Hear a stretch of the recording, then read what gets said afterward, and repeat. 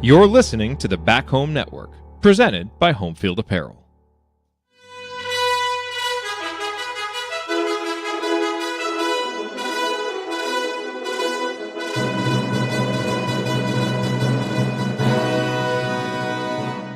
And welcome, Hoosier fans, to another disappointing episode of the Assembly Call. Sorry, another disappointed episode of the Assembly Call. Hopefully it's not a disappointing episode of the Assembly Call, but a disappointed episode of the Assembly Call, as tonight your Indiana Hoosiers fall to the Oregon Ducks 73-64 in a game where Indiana actually took a 64-63 lead late and really played well for most of the game, considering the stakes, considering the location, considering the team. But once again, late game execution just really came back to bite the Hoosiers as Oregon scores the final 10 points of the game to win 73-64, and a potential victory that would have really put Indiana in a great position on the bubble. Not guaranteed, because as coach reminded me during the game, nothing is certain on the bubble, but it really would put Indiana in a good position, but they're unable to get it. The Hoosiers fall to 18-12, 9-10 in conference play, and will now look to bounce back this weekend against Ohio State and get another victory to kind of put them in better position on the bubble. But man, this one's going to sting for a while, because even though the final result was a 9-point game, it felt like Indiana had a better chance than that, and really just with some better late game execution, better shot selection, another rebound here or there, felt like this one could have gone different. It didn't, and it's something that's plagued Indiana really, even though the team is playing better over these last 4, 5, 6 weeks. The late game execution has really cost the Hoosiers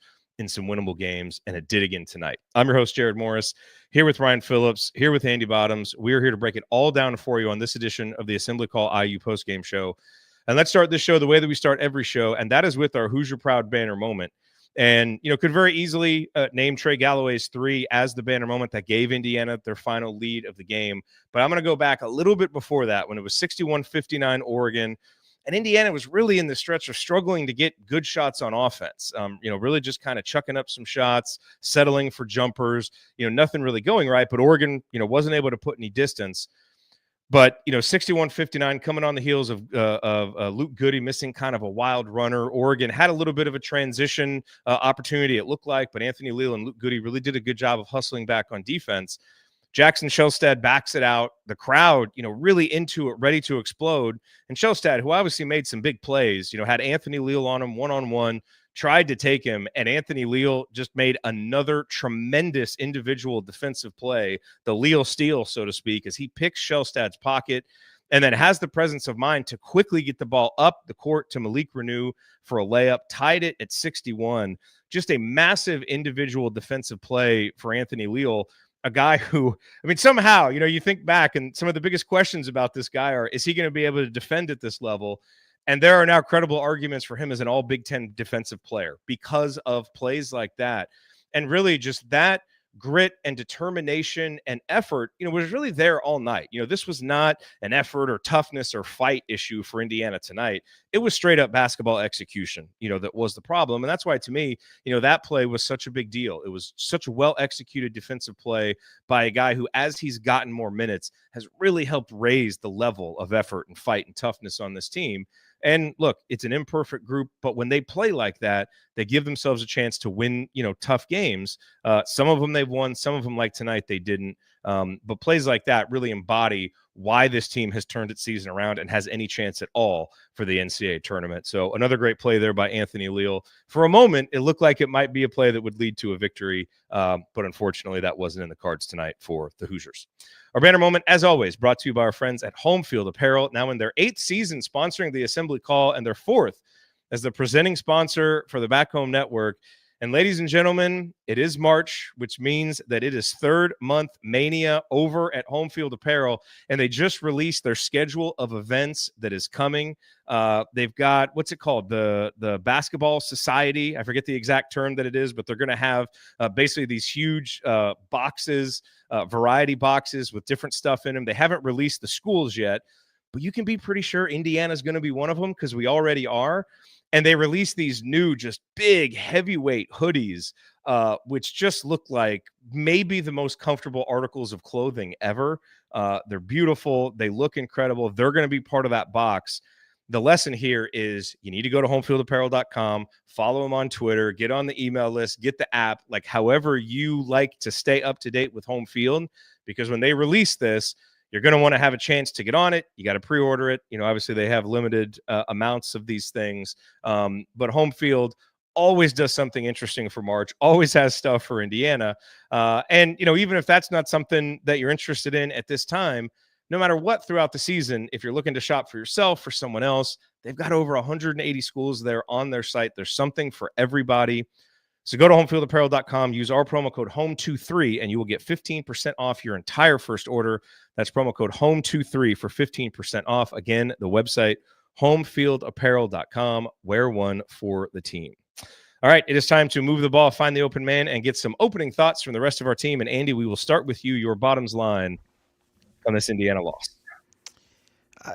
It was one of those, we were texting back and forth during the game where it was like IU wasn't really playing very well. It felt like in long stretches of the game, and they were just kind of hanging around. And it kind of felt like the Galloway shot was maybe like, okay, here's, they would have flurries here and there. And so that, that was like, all right, maybe that finally, gets them the lead, back late. They had a really good defensive possession right after that, before Shellstad hit that three from the parking lot. And then it just kind of everything unraveled from there.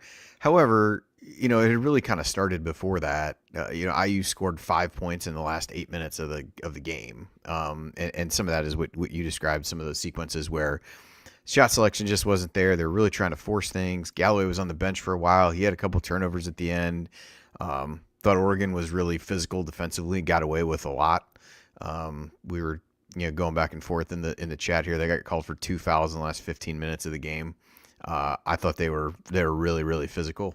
And even in the first half, I think they didn't get called for their first foul till like 7 minutes left in the half. Now, I think IU only had one at that point too, so I guess maybe that's not crazy, but just a lot of missed opportunities. The final margin doesn't speak to how close the game really was, and in a game that was that close, giving up all the second chance points, 23 on the game for Oregon. I think it was 13 at halftime, and then they came out and gave up 6 in the first segment of the second half. Just the inability to grab rebounds. So many of those were, I think at least 3, maybe 4 times they get an offensive rebound and end up getting a 3 afterward. And, 1 of 5 on free throws in the first half, missing some kind of gimme points here and there. It just kind of made it harder on themselves than they needed to at the end of the game. And just never really found like a lineup that was clicking. There were moments with different groups. Even the 2 big lineup I thought played pretty well together at times, but struggled at times. Just never really got into any kind of rhythm. I think you can go pretty much player by player, and nobody ever got comfortable. And I think that's credit to Oregon's defense and their physicality. And so, really tough loss in a game that played well enough to win for about 38 and a half minutes, and just kind of let it slip away at the end. And so big bounce back spot, coming against Ohio State, who's in overtime against Nebraska, I believe, right now. All right, Ryan, what would you like to rant about this evening? Apparently Oregon doesn't foul people on their home court, because for the last 15 minutes there were 2 fouls called on Oregon. If you look at the numbers, Oregon went 19 of 21 from the free throw line, and Indiana went 3 of 7. They only took 7 free throws, and I think that you look at how physical that game was on the interior, and Oregon got away with way too much. Like, I'm sorry. And late there was a possession where Trey Galloway had the ball at the top of the key, was trying to get a screen from Ballo, and he was just getting bumped off his line completely. I don't mind physical play and bumping, but when it changes what you're trying to do, that's a foul. It's sort of like pass interference. If you prevent the receiver from catching the football, it's pass interference. If you're bumping along the way, who cares? But that was a foul at the top of the key. It wouldn't have mattered because Indiana wasn't in the bonus somehow with less than 1:30 left, because there have been no fouls called on Oregon. And so Indiana screwed this up a lot in a lot of ways. I thought their execution after that long 3, to give Oregon the lead late, I thought Indiana had horrible possessions after that. I don't know why they were calling timeouts to set things up. They were flowing well in that game at that point, at least well enough to win. And that kind of slowed everything down, let Oregon get reset. And it was 2 different possessions late. They called a timeout to set something up and got nothing. And I think that they just got flustered and rattled late. It's a long road trip. I get it. It's late in a long game. You have a shorter rotation now. But at the same time, that game was there for the taking. And Indiana just got flustered late. And on the road happens, but honestly, you have to win a game like that if you want to secure your spot in the tournament. They didn't do that. They're still in from most projections that I've seen, but that would have been the way to cinch it. You're in the tournament, you win that game. And one of the problems that this program has had, and I keep referring to it, and the reason I'm referring to it is because we are going to go into a coaching search and a new change and all of that stuff. But one thing this program has had for the past decade is not taking advantage of your opportunities, not making it easy on yourself, not securing things when you can, not winning those close games, not executing in the last seconds to cinch a win that you could steal on the road that could make your path forward so much easier. That's a pattern that has been, again, it predated Mike Woodson. And at some point, this program has to start making life easy on itself by doing the right things in the right moments. You play a dogfight of a 2 minutes there, and you're in the tournament. And they didn't. And Oregon beat them. Oregon's a good team. They're on a roll right now. There's no shame in losing. But when you're in that situation, you lead late and you wind up giving it up and not scoring again down the stretch. That's on you. And I do think that the team is going to look back and regret the way they played the last couple minutes. That doesn't erase the fact that they got absolutely no help from the officials. And I thought it was a disgraceful performance by those guys tonight, particularly in the second half. Yeah, I think this is one of those games where a lot of things are true. I think you have to tip your cap to Oregon because I think they made some big plays down the stretch. That shot that Shellstad hit was just, that's just a huge killer shot.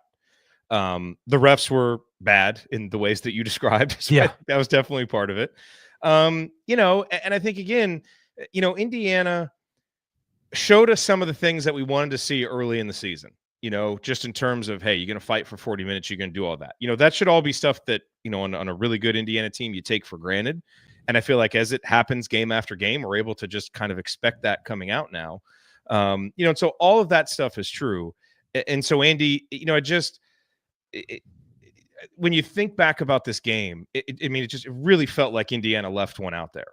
I you just think back to how many possessions just kind of felt wasted by Miles Rice taking a 3 early in the shot clock, or Kanan Carlisle, chucking up a shot, or, Luke Goody, throwing up his wild shot that I mentioned earlier. Like it felt like possession after possession, Indiana just really wasn't able to get the shot that they wanted. And again, I think Oregon deserves credit for that because I thought they played really tough physical defense. Like the play that you mentioned, Ryan, where they took Trey Galloway out of the screen, I agree it should have been a foul, but if it's going to be real physical and they're not calling fouls, defend like that, 2 minutes, with a couple minutes left in the game because they're not calling it. So, but I thought, Andy, Indiana really needed to do a better job. I thought there were a few possessions that I recall, where like Malik Renew had a guy sealed and they didn't get it to him. And instead, Mackenzie Mbako, drove and chucked up a shot at the end of the shot clock. And so to me, it's kind of the flip side of how the team is playing a little bit freer. As I thought in the second half, they almost just freelanced a little bit too much offensively and just felt comfortable taking shots that were not the kind of shots I thought they were taking earlier in the game and weren't the kind of shots they've been taking while the offense has been functioning better. And again, credit to Oregon because I think their defense played a part in it, but it really just felt like we fell back on some bad habits tonight that really, we weren't able to overcome there in the second half. Yeah, I think you look, I kind of go down my notes here. There's a lot of these, kind of bad shot. Rice had just hit a 3 to put IU at 50-47. He kind of takes a, real early in the shot clock, kind of can't heat 3. check after one make. Yeah. and it basically leads to a run out for Oregon, who gets right back in it. They, turn the ball over. They bring in the guy just to press after the made free throw. They just turn the ball over on that. Mbako had, kind of a poor shot and decision in there. There was, I'm trying to go through these here. Like, Carlisle forces a shot that actually went in, but was not a good shot at all. You just got some of those. Goody had that drive on that you alluded to, and then really down the stretch, they just really went almost exclusively to the pick and roll, which had been working well. Don't get me wrong, but Galloway lost before the one that Ryan mentioned. He ends up losing the ball because he's just kind of dribbling out there, not really going anywhere or putting pressure on the defense, trying to get into the ball screen scenario. Now, in between those two turnovers is the one where he hits the three. The guy goes under the screen and he hits it. So like you can't totally say that wasn't the way to play offense. And I was clamoring for Galloway to be back in the game because they had kind of taken him out, and he was really the one who was trying to handle things. I thought Rice was a little erratic when Galloway wasn't out there with him. And so you just had a lot of empty possessions where I think you're right. There were times they didn't get the ball inside, but I thought IU really struggled to finish inside. Biddle, they had the most success inside when he got in foul trouble in the first half, and they really could never get him in foul trouble again in the second half, and really made it tough for guys to finish inside to a point where they're trying to find passes that out of the post that really were tough to get as well. So, I think Oregon's physicality on both ends of the floor really gave IU trouble. Thought they took advantage of that on offense where they really tried to, any chance they got to drive Luke Goody or Mackenzie Mbako, they did it. And so I thought they, exerted themselves really on both ends in that way. And really took IU out of it. And they just could never really get anything. Never got anything going. Like I said, 5 points in the last 8 minutes. You clearly don't have a lot working at that point. Yeah, and I think the other thing too, Ryan, that I think we do need to mention and not save it all the way for stats is, Oregon really cleaned up on the offensive glass. Indiana gave up 15 offensive rebounds, and those turned into 23 second chance points. So, as much as we talk about Indiana playing harder and playing tougher and all that stuff, it certainly didn't show up in those numbers. Now, I thought Indiana, was able to get some offensive rebounds of our own on the other end. It wasn't a total wash, but, that really – ultimately is one of the big differences in the game, is not being able to clean up the defensive glass and, more to the point, letting them turn so many of those into points.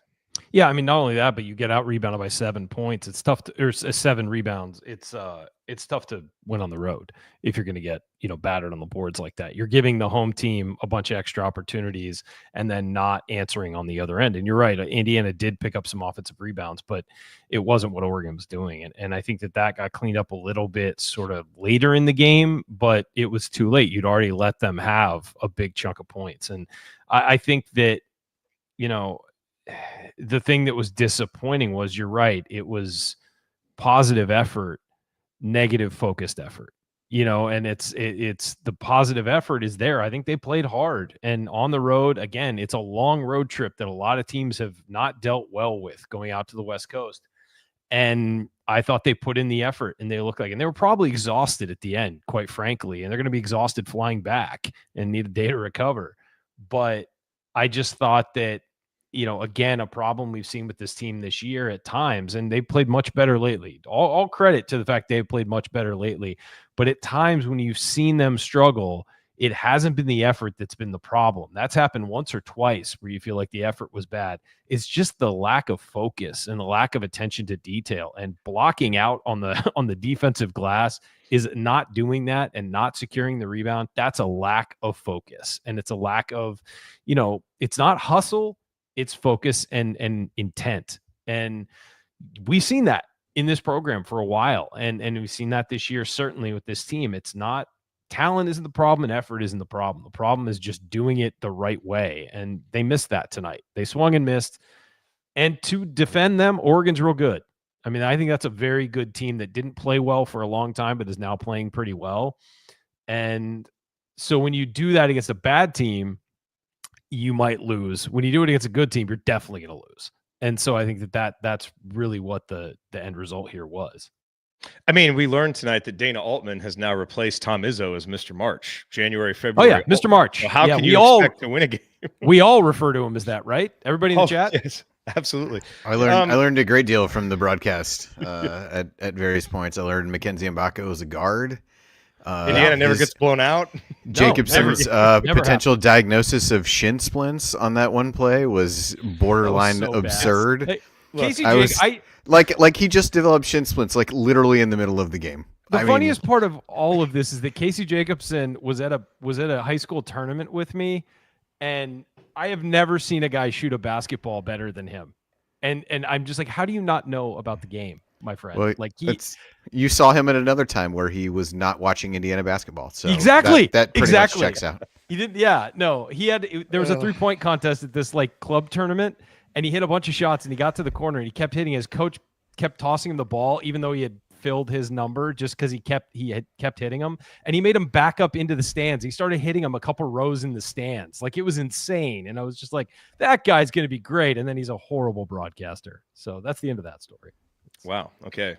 I mean, it's just, look, it's the time of year when there's a lot of announcers that haven't watched the teams play that they're talking about. Yeah, he hangs on the West Coast when you're watching the team that you I mean, realize there were only 28 to 29 games that he could have picked from to have watched at some point. Well, there's also leading up to this one. So there's also fine. 47 teams in the Big Ten now. So it's tough to catch up on them all.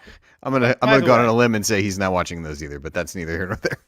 By the way, can we stop talking about conferences breaking the record for the number of teams in the conference or in the NCAA tournament? Is there any more meaningless record now? No. If the Big Ten puts like 11 or 12, whoop-de-doo. I mean, when there's like 2 conferences left, who's going to care? Anyway, the last thing I want to say here is, I think just to lend the context here, we're in this weird interregnum phase with Indiana basketball, right? Where it's like, okay, we know a coaching change is coming. For a really good or great Indiana team or a team that plays up to standards, this is the kind of game that you would expect to win. It's a winnable game on the road. You got to execute down the stretch. This is the type of game that the Indiana basketball that we all want is going to be able to win. And I think the reason that, none of us are flying off the handle and, we're not, we're disappointed, but we're not like too disappointed, is we've been really trying to meet this team where they're at. And over the past 4 or 5 weeks, the bar was set really low early in the season, and they've raised the bar for what we can expect, and they've gotten themselves into a position to be on the tournament bubble, which is much better than what we thought. And it's not like everybody's just jumping for joy about that, but I think it is better, and it is, worth at least getting interested in and excited about. And so, but it does kind of feel like there's this weird cognitive dissonance where it's like, okay, we're kind of suspending expectations just a little bit here to, just try and meet this team where they're at. So, it's all just part of the conversation of Indiana basketball right now, but that is what it is. Last thing I want to talk about, Andy, is Trey Galloway, who, really just kind of continues to be a lightning rod. Like I found myself, and this is my fault, I'm not blaming anybody else for this, I found myself arguing with someone on Twitter who was blaming Trey for, yeah, I know, but, blaming Trey for, his turnover cost us the game. And, and we're not, what is Trey Galloway doing out there? And it's like, dude, 16 points, 4 assists, made a huge 3. There's not a game to be won if Trey Galloway isn't out there playing the way that he's playing. And so I know that Trey, as a senior, can be a lightning rod for criticism sometimes because his turnovers tend to be really noticeable turnovers. But, Trey Galloway over the last few games has really upped his level of play. And I thought, played winning basketball tonight. Again, everybody made mistakes down the stretch, but you're not in that game without Trey Galloway. And I think if you can continue to get performances like this from him overall, where he's able to score like that, score efficiently and also create, that's what Indiana's going to need if they're going to do anything in the Big Ten tournament, and if they're going to make the NCAA tournament. So, again, I know that sometimes he can be a lightning rod for criticism, but, given all the other issues that there were tonight, he is going to be very far down the list for criticism, I think, as far as I'm concerned. Yeah, I would agree. I mean, I think there have been so many of these games where he's really controlled things. They've put the ball in his hands because I think at this point he's more capable of getting them into the spots and the sets they need to be than Miles Rice is. And Rice has played well in more of a complementary role of late and had some of those moments tonight. But when you go to, there was a key couple minute stretch. I was just trying to find this here. It's 59-59. Galloway goes out at the 5:50 mark. The next IU possession was a Rice 3-pointer, a Ballo offensive rebound, and a Carlisle 3-pointer that missed as well. The next offensive possession was Renew getting blocked inside, ends up, with the offensive rebound, gets fouled. Everyone was really surprised that the whistle was blown. But then that leads to that baseline out of bounds where Goody is taking that left-handed layup going across the the lane. Then IU scores because they get the steal from Leal that you talked about before.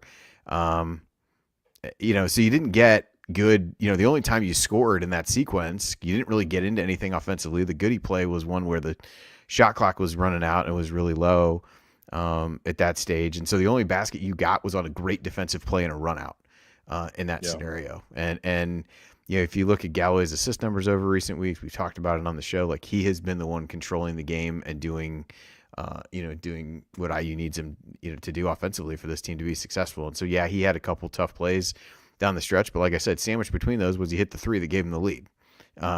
And it wasn't like anybody else was scoring down that stretch. Again, 5 points in 8 minutes.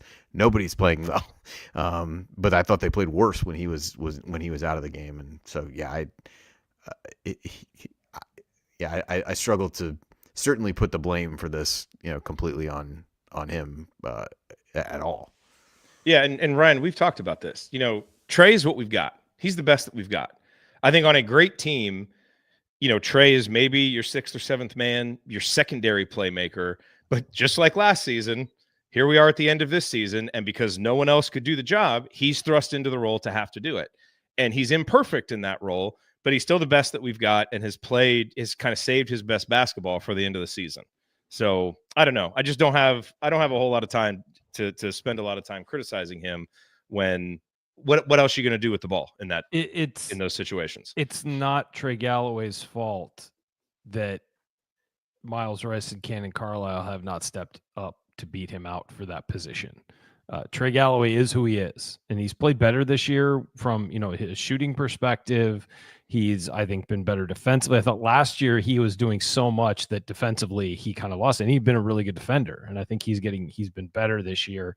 But he's never going to be a guy that averages 16 points. He'll get you 16 points on a night like tonight, but he's never going to average that. He's never going to be a star. And that's just who he is. It's like expecting Anthony Leal to score 15 points a game. Like, what you're getting with these guys. It's not their fault. Give him one more season, it might happen. It's not these guys. It's not his fault that they went out and got guys who haven't stepped up and beaten him out for those roles. They were playing ahead of him early in the season, and then they fell behind him because he is consistent in most ways.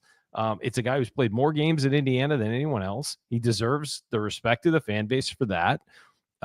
He's moving up the assist ladder. He's like seventh. He's going to be seventh all time by the time he graduates. I mean, he's had a really good career. It's just not, he's a 3-star recruit who's having a really good career. Like, I don't know what people expect. This is not a guy who is ever going to be a first-round draft pick, and I do feel like he's held to a different standard. When it's not his fault, they have not put a better roster around him, or a roster. There's talent, but I mean, it just doesn't. Nobody steps up. Nobody is better than him, and the team needs him. Our best path to victory is through Trey Galloway playing really well at this point in the season. So, yeah, that bothers me too. I saw some of that tonight, and it's like, look at the performances tonight. Without Trey Galloway, you are blown out in that game. Yes. All right, let's give a quick plug to our friends over at Crimson Cast, who are just doing an incredible job of kind of, honestly picking up the mantle. We aren't doing our Thursday night shows. We're not doing any shows really in between games. Just scheduling hasn't worked out for it. But they have done an incredible job with their coaching search content. It's really, a little too much, if you ask me. I think it's been perfect because I really think, to use the Bill Simmons term, I really think they hit their apex mountain with this latest episode talking about Grant McCasland and his 9 donkeys. And if you don't know what I'm talking about, just make sure that you go listen to the episode, because it's just wonderful podcasting. Just imagine Scott and Galen talking about Grant McCasland and his 9 donkeys. It's everything that you could imagine it to be. And so that's what you get with Crimson Cast. You get the insight, you get the humor. That's why it's your favorite Indiana sports podcaster's favorite Indiana sports podcast. That's what I will say. It's Crimson Cast. They're the Hang OGs. on, let me hold on. Just don't think about it too much. It's late. Okay, I got it. It took me a second. I got it. Go listen to Crimson Cast, because they're doing incredible work. And if you want to hang around and continue listening to us, we'd love for you to do that too, because we're going to continue our breakdown of Indiana's loss to Oregon. We'll point out tonight's meaningful moments that you might have missed, and then we will go inside the numbers, highlight the most important statistical notes from the game. You are listening to the Assembly Call. Stick with us.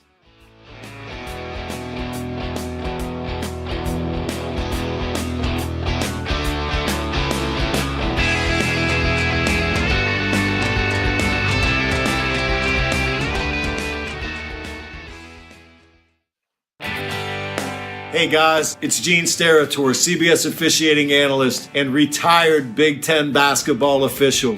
You know, I have never listened to the assembly call, and to be honest, I don't intend to. But if you listen, make sure you ignore anything Ryan says about officiating. He's really good from the seat of his pants, but I wouldn't trust him on the court with a whistle around his neck.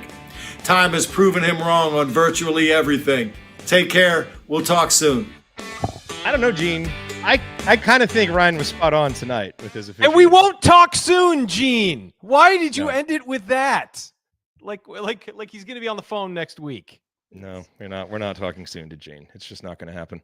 You're listening to the Assembly Call IU Postgame Show. I'm Jared Morris here with Andy Bottoms. That's Ryan Phillips making the same Gene Steratore joke that we've made the last 7 times that we have played that intro segment. And it is time now for tonight's meaningful moment that you might have missed. Meaningful moments that you might have missed. This segment brought to you by our friends at Hoosier Ticket Project, where they help individuals and families experience IU athletic events in person for the first time through the generosity of alumni and fans. To learn more about how you can donate money or extra tickets to help create meaningful moments for other IU fans, visit HoosierTicketProject.org. That's HoosierTicketProject.org. So, Andy, we've talked about a lot of the meaningful moments that I had written down for the second half. One, you might have mentioned this, but there was a great possession when it was 59-57. Indiana, again, just, forcing up shots. I think Rice missed a 3. Renew tried to it was the possession prior. It was 55-55. And Indiana missed a few shots. And Omar Ballo made just a few incredible rebounds outside of his area. I mean, basically going to the extent of his reach to keep the possession alive, and ended up getting a wide open dunk to give Indiana a 57-55 lead. It was a night where rebounding kind of bit Indiana in the butt a little bit, but there were some possessions like that where they were able to take advantage. But I thought there were a couple of sequences in the first, or one sequence in the first half and one early in the second half, that were really important. In these types of road games, we've seen this particular Indiana team, when things go bad, sometimes it snowballs. And when you're on the road against a good team, sometimes that can happen in the first half. And I thought there was a real danger zone for Indiana when it was 28-19. Luke Goody has picked up his second foul. There's 6:24 left in the half. Where's the outside shooting going to come from? Nothing's really happening. And Kanan Carlisle hits a 3. And then 90 seconds later, Kanan Carlisle hits another 3. And all of a sudden, instead of it being 28-19 and maybe Oregon's going on a run, it's 30-24, 30-27 actually after Carlisle's second 3, and Indiana actually ended up taking a 32-30 lead. And so it was, again, a time where the offense wasn't going. You needed someone to step up. You're not really expecting it to be Kanan Carlisle, but he was ready for his moment. Now, maybe he got a little overconfident from making those shots and took a few too many in the second half, but those 2 shots in particular were huge. And then I thought there was another one early in the second half. It was 45-39 Oregon. They had gone on a little 4-0 run. Leal had made a bad pass. And then Oregon comes down, got an and one. They missed the free throw. IU fumbles the rebound. Oregon gets the putback. So it's this quick little 4-0 run. But Leal, to his credit, is not deterred. He gets the inbounds pass and just turns and races up the court, pushing the ball, and ended up finding Mackenzie Mbako on the left wing for a 3. He made it 45-42. Again, not letting Oregon build any momentum at home. And, in addition to keeping it at a 1-possession game, not letting a run get going, it really kind of showed Leal's newfound confidence of not just being a guy who's going to be there to move the ball in the half court, but having confidence, to take the ball up the court, and also got Mbako going. Mbako, I think, missed all 4 of his shots in the first half. He would go on to score Indiana's next 5 points. Eventually, Indiana built a 50-47 lead. Now, of course, Indiana wasn't able to hold these leads, but those little moments in the game, when you're on the road and a team, the team that you're playing might have a chance to go from 9-11 or from 6-8 and start to push that lead up. Every time you can push back with a big play is huge. And it's the kind of stuff I feel like Indiana wasn't doing early in the season. And again, because a guy like Kanan Carlisle steps up, because Anthony Leal has the presence of mind and confidence to get the ball up the floor and make those plays, Indiana's able to stay in this game. And, that's where this game felt a little bit different to me. And I do want to give Indiana credit, even in the loss, for, playing better on the road than they have in some of their past performances. So anyway, those moments stood out just as good little run preventers which if you're going to pull an upset on the road, you've got to string some of those together throughout the game. And I thought Indiana did that. They just weren't able to get the last one at the end of the game that they needed, and Oregon went on that final run to win it. Anyway, other moments for you. Yeah, I think to touch on those, I think IU did a better job of stopping Oregon runs than they did of extending to get to runs of their own. Like, I don't remember a lot of sequences where IU really reeled off, 8 points or kind of gained 8 points in a short period of time. And so they just kind of like, that was how they hung around the whole game. And like I said, just felt like, okay, you've gotten yourself to the last few minutes. Can somebody make a play? And it felt like that Galloway play was going to be that. But the Carlisle minutes were huge in the first half. And, the shot that he made in the second half was probably the worst shot that he took, quite honestly, where he's, I think they said trying to draw a foul. I'm not necessarily sure that that's true as you looked at it that way. But, in terms of moments, I guess there's a lot of these that I highlighted on here, and it's some of the same guys making both bad and good plays and in crucial moments. I'll throw Luke Goody out. I thought there was, he makes the three he made in the first half that was banked in was just like, but a great hustle play. Gets on the floor for loose ball, then gets up, runs down the floor, banks in the three. Made another. But then, one of the offensive rebounds they gave up late was he closes out a guy on a three, just kind of flies by him and then just stood there. And that's kind of where I go back to, like, so many guys, like nobody was in a rhythm and no one was consistently good. It felt like Galloway was probably as close as it was to that, even though he made those turnovers down the stretch. You just had, Ballo, I thought, struggled in moments. And then in others, like you said, he's like really rebounding out of his area. He had that great defensive possession where he gets switched onto Shellstad and basically forced a shot clock violation because he did such a good job moving his feet. Renew had some good plays where he really held his ground inside on plays that he would have gotten called for fouls before and didn't. But he also forced some shots and kind of got himself, off balance and threw some, bad shots at the rim. So yeah, just kind of really uneven.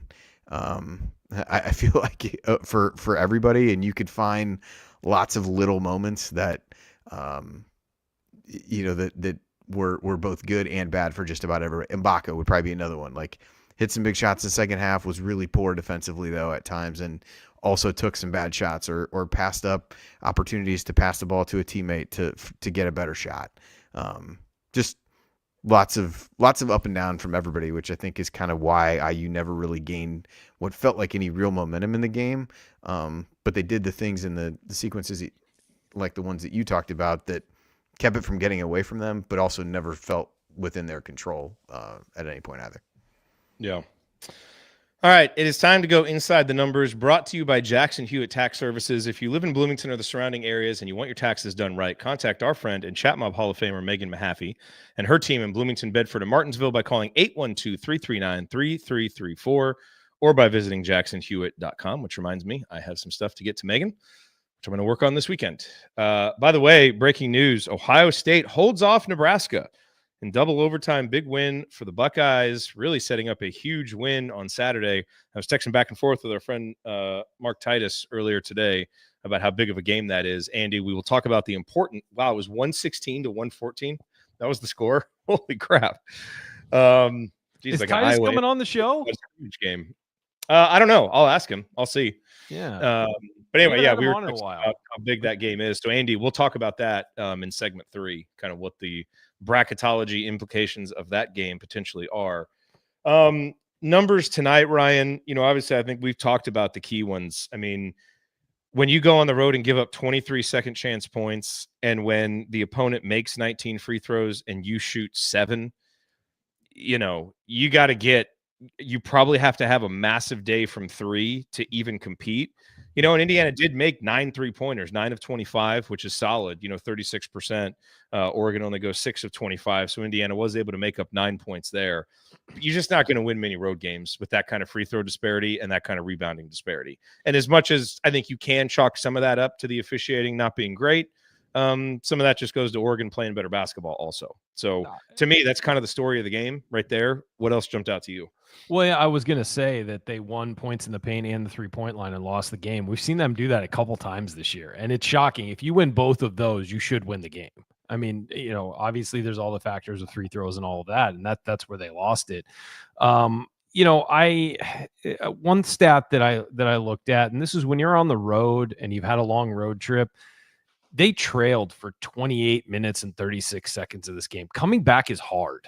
It's difficult and it wears you down having to exert yourself to come back from a deficit. And I think that is why they kind of flubbed at the end. They've been leading the whole way. You get to conserve some energy. You don't feel as pressed to catch up. But yeah, Oregon led, for almost 30 minutes of the game. And that wears on you eventually. It really does. And it ratchets up the intensity. Stats wise, you look at them and the offensive rebounds stand out. We've already discussed that, 15 for Oregon. Other than that, it's a fairly even stat sheet and nothing major stands out. This was an even game and Indiana lost it, because of a 10-0 run in the last minute 30. So it's like 10-9 in turnovers. It wasn't that bad. Both teams had 15 assists. Most of these numbers are pretty close together, except for the second chance points and the free throws. That's it. That's the difference in the game right there, I think.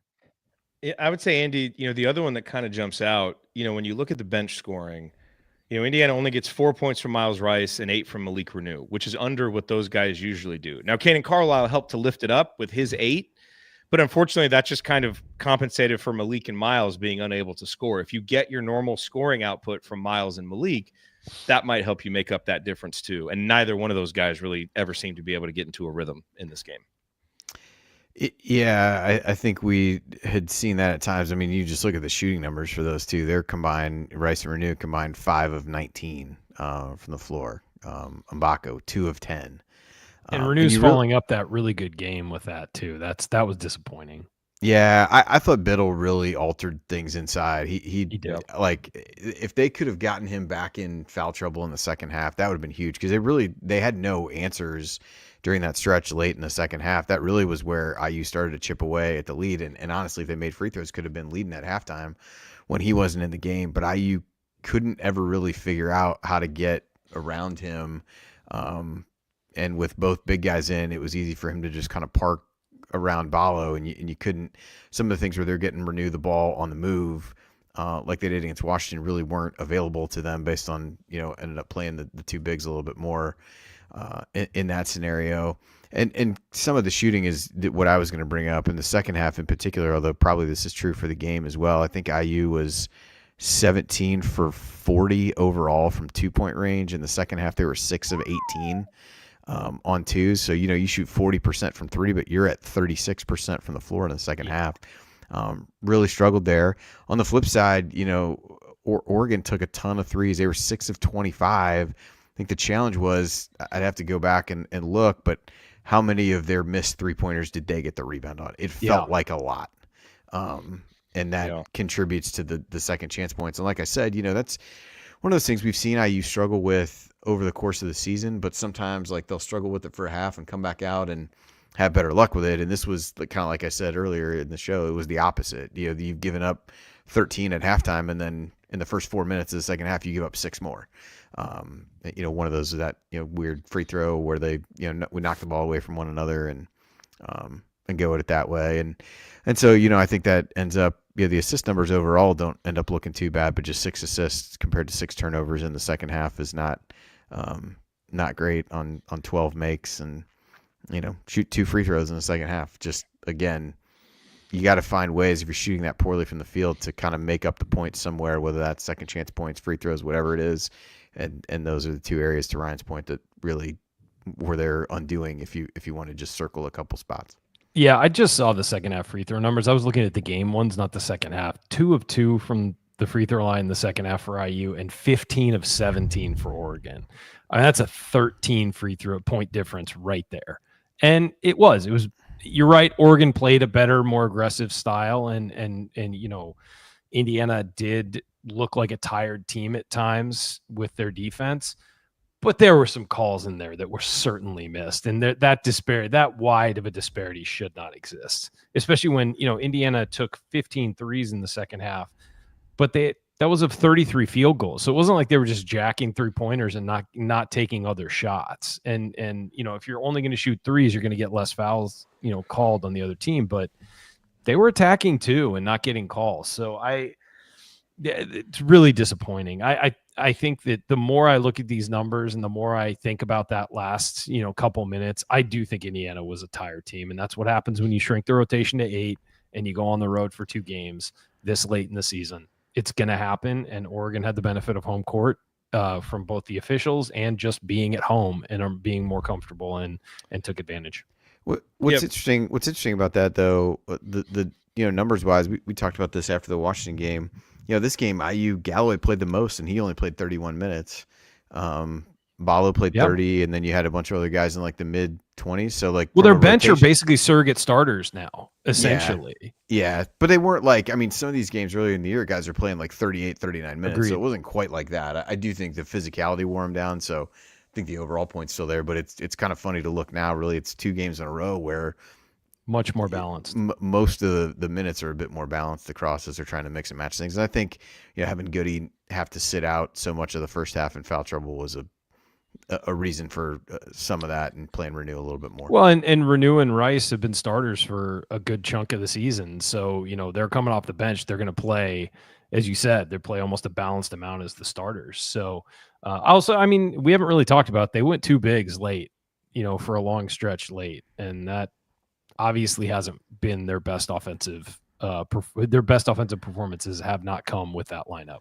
Yeah, I was tracking it for a while, and it actually was positive with the 2 bigs on the floor. It was for a little bit. And most of what got away from them late, I don't think they were playing them when they were fouling a bunch late. So I'll have to go back and try to look at it. But I don't think it was as bad as I think people would probably believe after some of the times earlier in the season.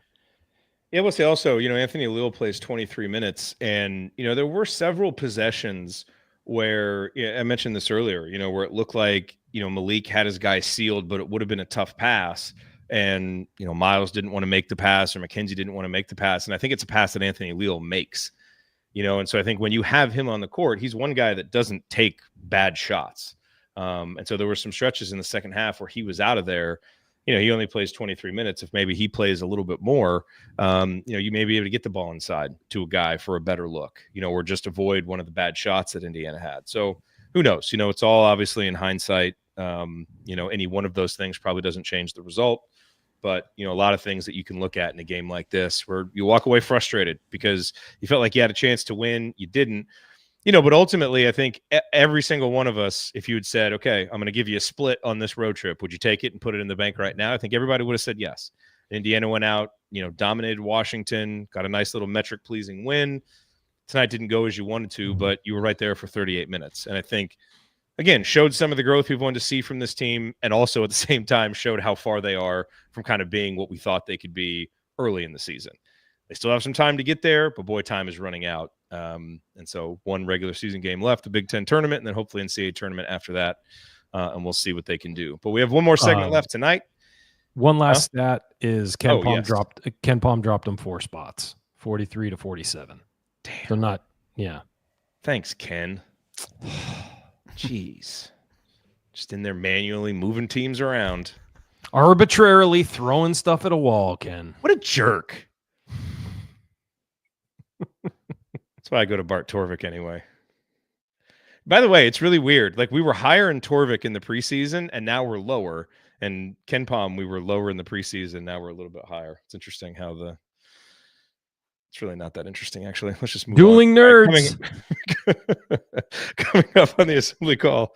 I feel like Game Balls and Hoosier Hustle Award are pretty easy tonight. Ryan apparently does not, as he is arguing with me in the chat about this. So we'll see. He may have another erroneous pick for Game Ball or Hoosier Hustle Award tonight. We'll also discuss a lingering question or two and look ahead to what's coming up on Saturday against Ohio State and what it means. That's next on the Assembly Call.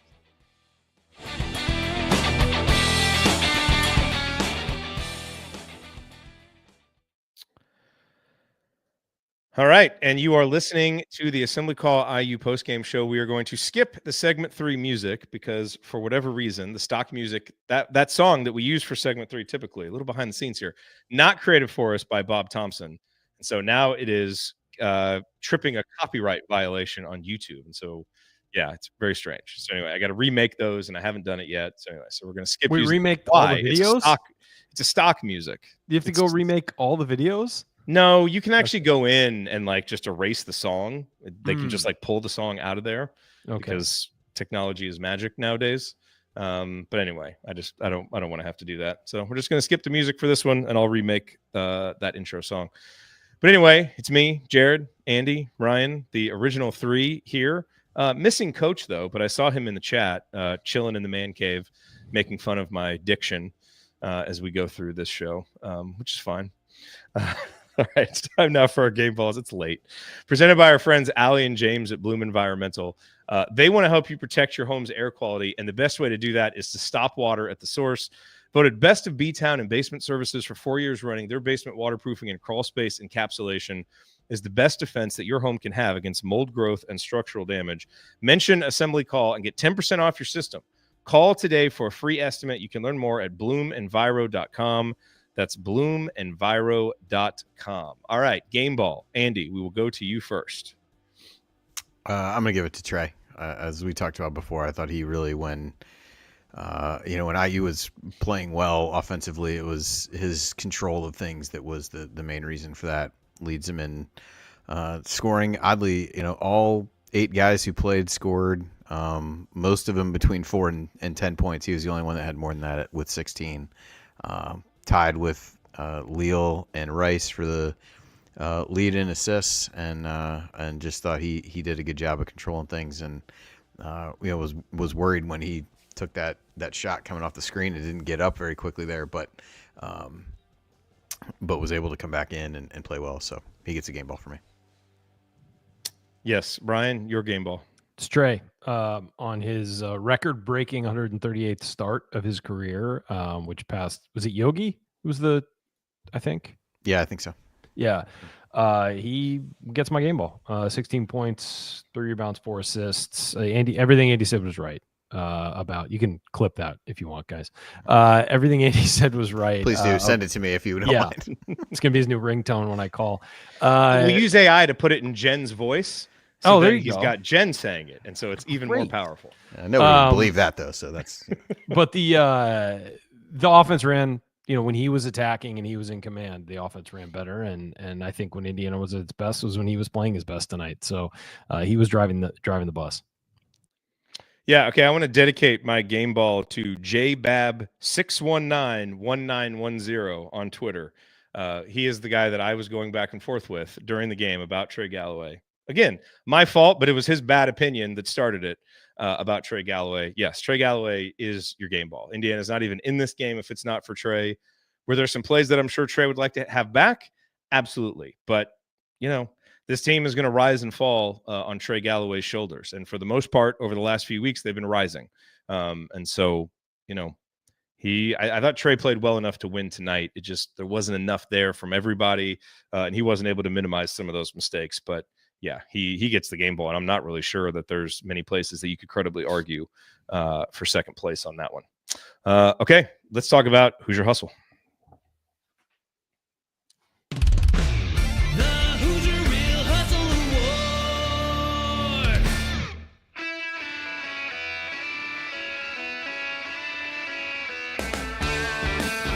Hi, this is Anthony Leal, reminding you to check out our friends at Evansville Security Services. Based in the hometown of IU legend Calvert Chaney, Evansville Security Services has been providing off-duty police officers to businesses and individuals since 2001. In other words, they're in the business of prevention and peace of mind. And remember, prevention cannot be measured. To learn more about how Evansville Security Services can help you preserve your peace of mind by preventing bad outcomes, visit evansvillesecurityservices.com. That's evansvillesecurityservices.com. All right. Thank you, Anthony. Hustle Award. I think there's maybe a couple places that you could go with this. So, Ryan, let's see who gets your Hustle Award. I'm giving it to Anthony Leal yet again, the man just talking. I thought his defense tonight and his activity on that end won it for him. I think that you could make a case for Marballo because of his hustle offensively, getting offensive rebounds, being in the mix a lot.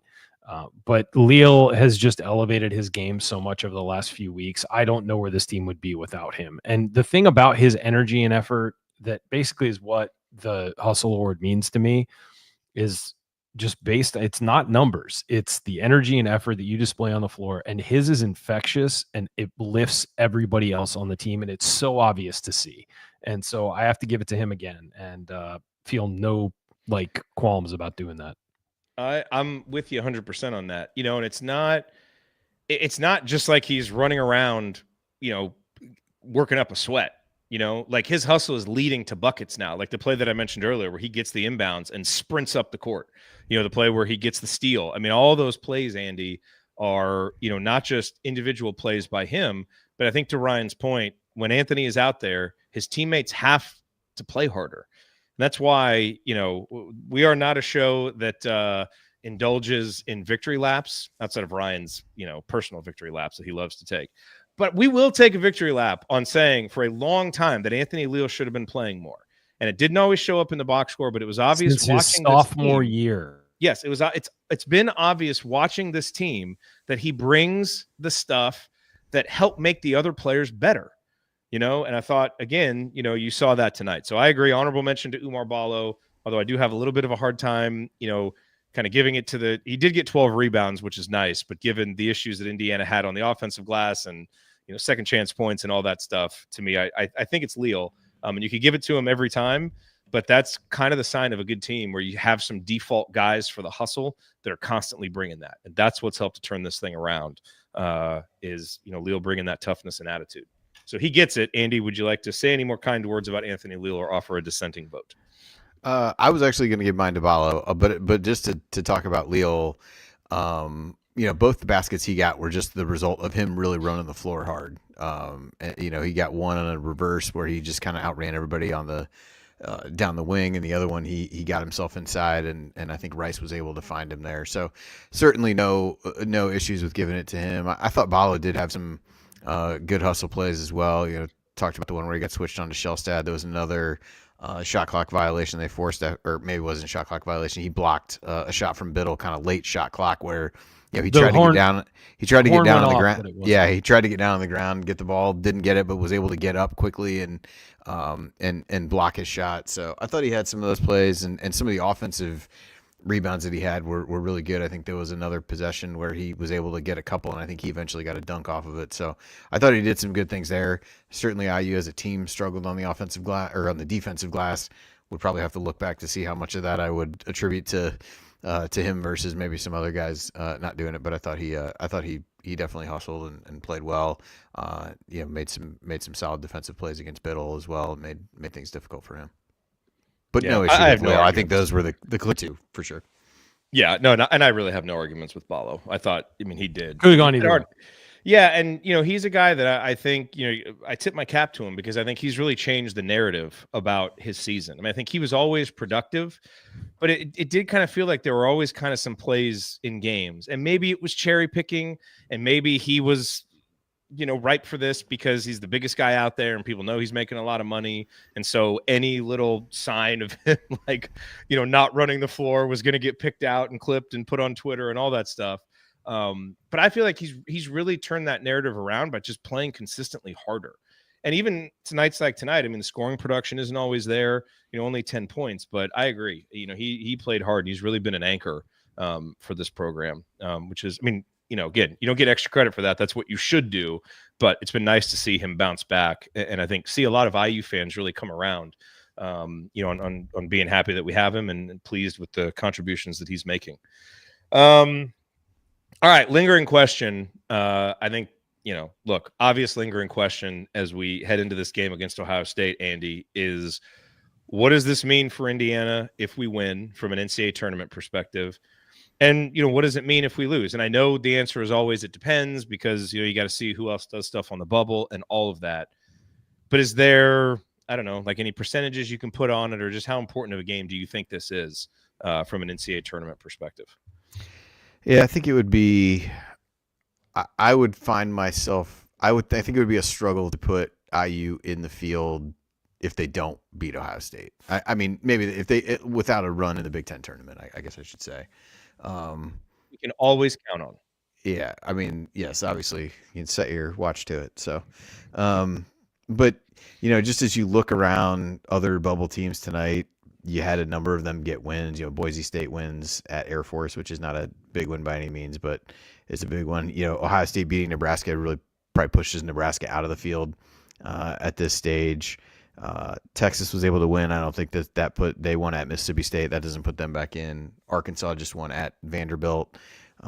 They were probably a little bit behind IU, maybe now a little bit in front. Baylor won at TCU, was another team in that general vicinity. So, and North Carolina won, even though beating Virginia Tech doesn't really mean anything, but they won handily. So a lot of the teams around IU won tonight. I don't think a road loss at a quad one road loss takes them out of it at this point. But what IU is going to be faced with is, they've now got 12 losses. All of them are in quad one, as Casey Jacobson so astutely pointed out. And at some point, though, it's great to say you didn't lose any games outside of that. But at a certain point, the number of at-bats that you had, essentially, and the general lack of success doesn't, that can outweigh that. And they really, at this point, have the Michigan State and the Purdue wins are ones that are, clearly over teams in the field. And then you've kind of got Ohio State that's on the fringe that they've beaten. And so you just, the challenge becomes how many true tournament teams have you been able to beat, even though some of the records look good. And you don't want to position yourself if it's like a year like last year, you have a lot of bid thieves. If you're one of the last couple of teams that's right on the cut line as you enter that point, then you're the first to go. So, perhaps the fact that Ohio State is going to be coming off of a double overtime game maybe helps offset a little bit of the travel that IU has to get back home. And obviously there's a couple days left before they got to turn around and play. But a really big game for both teams, because I think a lot of people were saying Ohio State, probably needed to win both of their games this week to feel even a little bit comfortable. And so they've done the first one of those by beating Nebraska, but now it's a matter of coming to IU and winning. So really important game for both teams. I think Ohio State and Nebraska clearly all laid it all on the line tonight in a game that was pretty similar for them. So it'll be a tough one, but I think if IU wins, could still be in a position where they're projected to be not in the first four in Dayton. I think if they lose, Dayton would be like your best case scenario heading into next week. It feels like. Ryan, any thoughts on that Ohio State game? Indiana's final game, senior day for Anthony Leal, for Trey Galloway. It's a game they should win. Others. I mean, it is a game they should win on paper. They should win that game. So they have not been great on senior days in the past 15 years. Won last year, though. I mean, they did win last year, but in general, there've been a lot of sad speeches. We've been there for some of them. But I think, yeah, it's a game you should win. I mean, if you're going to make the tournament, if you're a tournament team, you beat Ohio State at home. I mean, and it's not a knock against Ohio State. You're playing at home on senior day and you're fighting for your life. You got to win that game. You got to step up and win that game. And I think they will. I'm not putting them down by saying that. I think they will win that game. But it's not going to be easy. It's not a bad team coming in, but they have to win that game. I think that it's one of those things where, we've talked about this, but this program has had so many opportunities to make life easy on themselves. All you got to do is beat Ohio State at home on senior day, and you can feel much better about the tournament. And if you don't win that game, you put yourself in a position where you got to make a run in the Big Ten tournament. And so that's where we're at with this. Win your game, take care of business, and you go, and you're probably in. If you don't, you probably don't deserve to be in. So. Coach has chimed in from the chat to say IU Ohio State may be an elimination game on Saturday. So a lot at stake. I think for guys like Anthony Leal, for guys like Trey Galloway who are playing their last game, Luke Goody, who might be playing his last game. I know he's trying to get another year, but could be his last game. Same with Umar Ballo. I expect a very, very spirited effort from those guys. I will be surprised if Indiana doesn't come out and play a really good game. Now, Ohio State has won some big games. They have good players too, and this is a meaningful game to them too. So just coming out and playing a really good game, doesn't mean that, that you're guaranteed to win. But I expect Indiana to play really well, led by those guys. So we will see what happens. By the way, I think the other thing, I'm trying to look at this a little bit on the fly, but with Ohio State's win, they're now tied with IU at 9-10 in league play, and I think the winner would be the 9 seed and the loser would be the 10, in which case I think if you're the 10, you end up playing an extra day. I want to say I need to try to find a bracket somewhere, but that's, again, maybe another opportunity for a win, but also an opportunity to take a potentially bad loss. And in all likelihood, if they won, they probably would, if they won, they'd play either Illinois or Oregon. It looks like based on where that is. So I'll try to look at it. By the way, Big Ten, put everyone in the tournament. Damn it. Like, seriously, you did this to yourself by creating a super conference. Put everyone in the tournament. The Big Ten tournament. Yeah, not the NCAA tournament. Yes. They don't have control. Although that would be a record. Hey. Certainly would be. If they could find a way to do it, that would be impressive. Amazing. Yeah, so all right, gentlemen. So real quick, that would be correct. If they were the 10 seed, they would end up playing the 15 seed on Wednesday. So you'd have another game against basically the last team in, which is not necessarily a game that helps you a lot from an NCAA tournament standpoint. Could be one that only hurts you. So just a little bit extra for the game versus you're playing the 8-9 game against Illinois or Oregon. It definitely isn't. I mean, you'd like to win, but certainly is one that would hurt you less to lose for sure. So if Indiana, yeah, okay. Like okay, say Indiana ends up in that game and they just get like a little cheap victory. It's not a quad one victory. Is there anything to like the psychological barrier of just getting to 20 wins? Do you think that plays at all with the committee or anything like that? I don't necessarily think so. I think about anybody they play on a neutral site would be a quad 2. So it's not like it's completely unhelpful, but it's also, one of the things IU has going for it right now is, well, they don't have any losses outside of quad 1, and no matter who they play in that 10-15 game would be in that. But I don't think I think with some of the conferences, unbalanced schedules and things like that, I struggle to believe that kind of arbitrary mark would mean a lot, but that's just my opinion. Yeah. All right. Well, you've been listening to the Assembly Call IU postgame show. Remember to check out our friends at Home Field Apparel. Use the promo code HOME23 at checkout to get 15% off your first order. And seriously, check out what they're doing for Third Month Mania. It's going to be awesome again this year, as it always is. All right, guys, time for last call. Ryan, your final thoughts on frustrating IU loss. Yeah, I mean, they had a chance and they just didn't close it. And we've seen a lot of that over the last decade, and it's become frustrating and kind of, sadly, you're not shocked by it when it happens. But yeah, I just think on Saturday they take care of business. You have to take care of business. The program has not taken care of business enough over the past 4 years, 8 years, 10 years. Go take care of business and show that we're like turning the tide to something different. And yeah, it'll be a different coach and a different system and a different whatever, but like, let's start to kick this into gear and turn a corner. And they've played better lately, and they deserve credit for playing better lately. They've played more free. They seem to have just had weight lifted off their shoulders by this whole thing. Now it's time to finish it. Go out there, win. You finish 500 in the Big Ten. Not great, but given where you were a couple weeks ago, that looks pretty good. Head into the Big Ten tournament, get another win there, and put yourself in the NCAA tournament. And for these seniors, send them out on a high note. They deserve that. They've been through a lot of garbage in their time here, and they have never stopped playing hard and never stopped impacting games. It's time to send them out on a high note, and they deserve it. They've earned it.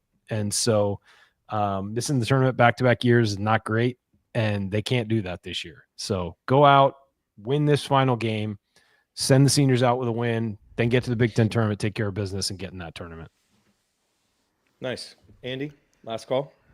Yeah, it's a game. I think as you said before, like a lot of different things can be true in this game. It's a disappointing loss, but not a horrible loss by any stretch, and one that, despite the fact that it didn't feel like IU was playing well for, for stretches of the game, but they just hung around. And I think that's kind of the, a little bit of the mentality shift that we've seen from this team. Even the losses they've taken here down the stretch have been, close loss to Michigan where they really fought back. The loss to UCLA was a close game that they played well in spurts, and then this game, where the final margin is makes the game look a lot less close than it really was.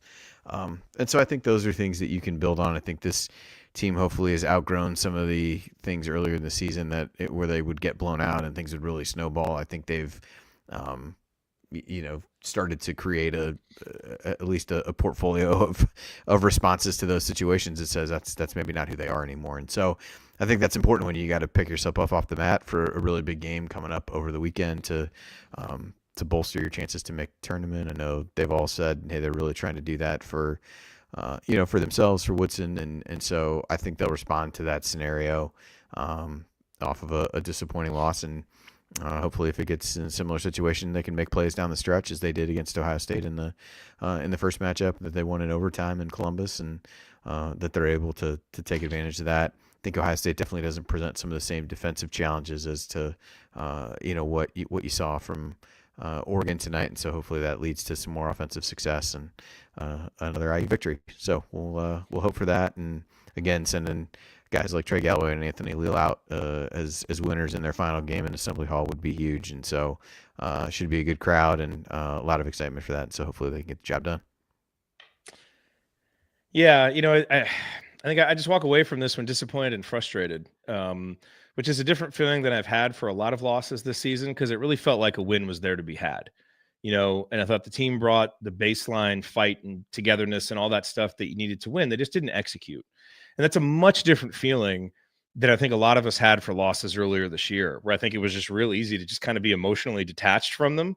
And just, yeah, you're disappointed they lost at the end, but there wasn't a real visceral feeling to it, because it felt like the game was over in the first half, or it just kind of, I know that the guys always care, but it just didn't feel like there was the same level of, competitive investment in the game that you saw in a game like tonight, and I thought, Louisville, Gonzaga, Nebraska, Iowa, Illinois, just all these blowout losses.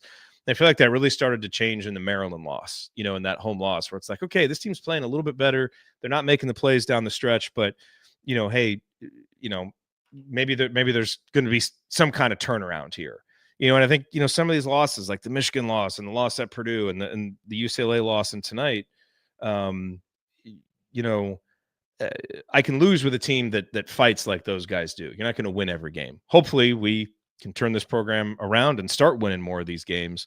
But that's what I walk away from tonight feeling. It's like, damn, a little bit better basketball, better execution, we win this game.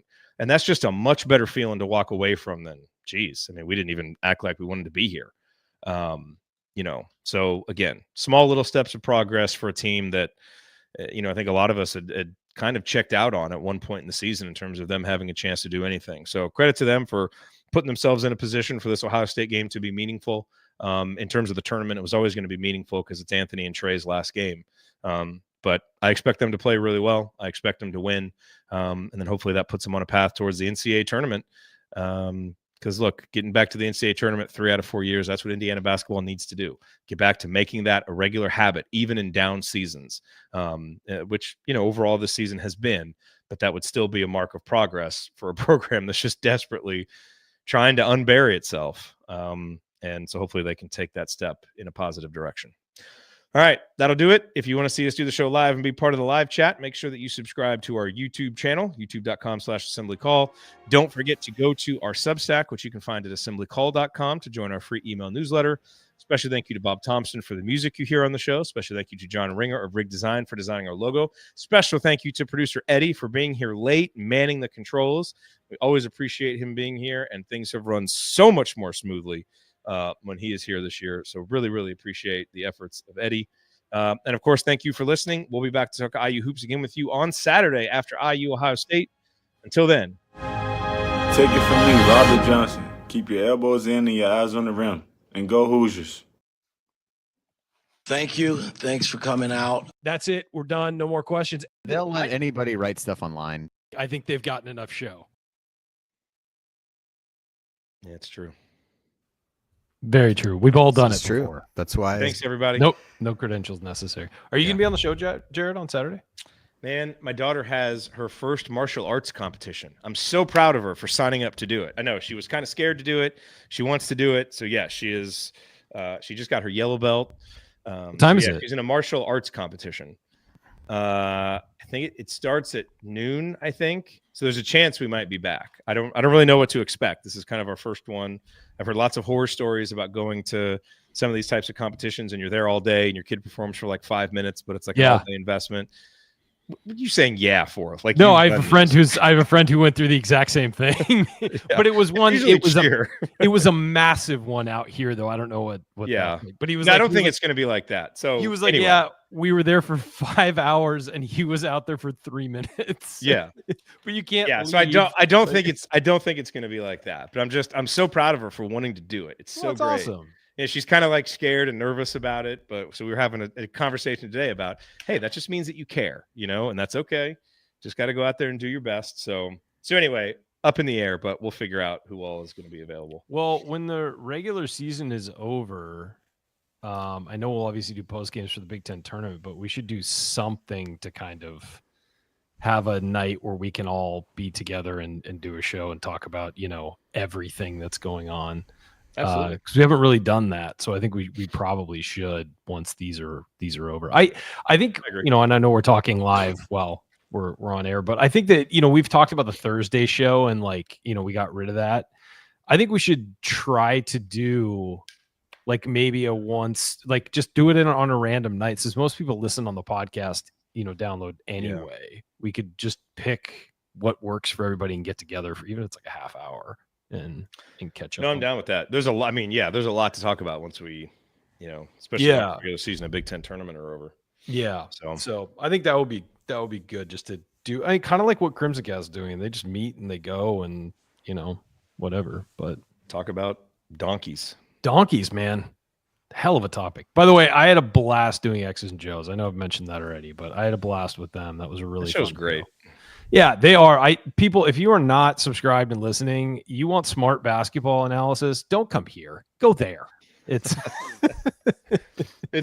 is good stuff, man. But no, I mean, they're so fun and they think about it in layers about, and that's what I love. Like I showed up and I said, what do I need to prepare? And they were just be you. And I was like, that's easy. But they had some really interesting statistical stuff to break down. And, it was really fun getting into it. Some stuff they didn't tell me what they were going to tell me beforehand. So some of it was on the air. I'm surprised at some of these things. And those guys are really, really smart at basketball and they do a really good show. So I recommend everybody go tune in, not just to the ones I'm on, but all of them.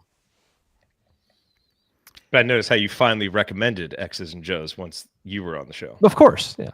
I've told people to listen to that show, but it's just, I was on it and enjoyed being a guest. And it was really funny in Bloomington. You guys weren't there, but Bob, at upstairs between segments, we would do like a 15-minute segment and then kind of break for like 15 minutes and then do some more. And in one of the breaks, Bob came up to me. He's like, "Hey, Ryan, would you be willing to come on?" I'm like, "Yeah, of course." But he was like afraid I was going to be like, "No, never." Like your little show. Like, no, I was like, of course, man. I'd love to come on. It'd be great. Excuse me, what are your download numbers? Yeah, I don't. Yeah, I don't speak to somebody. Send me an offer letter. It's we'll see. But no, I was like, yeah, of course, I love the show. Like, I'd love to do it. I didn't even know you guys were like interested. It's so good, man. Yes, and they were great. They make the discourse smarter, which is really nice. They do. It is a very intelligent show, and I recommend everybody check it out. And it's the kind of thing where it's an intent listen. Like you have to, it's not like something you can kind of have on in the background listening for points. So it might not be your cup of tea if you like just tuning in for the post-game show for a little bit. But I would say go listen to it and check it out and see, because I think it will be something that'll interest people.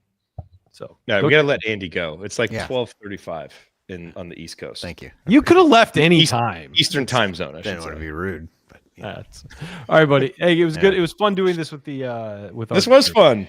Yeah. Yes. Yeah, this was fun. Yeah, let's get together and do more of these as often as we can. Yeah. Now that the schedule will be a little less set with games, but yeah, it'd be great. All right, guys. Show. All All right, gents. See you guys. Talk to you Saturday.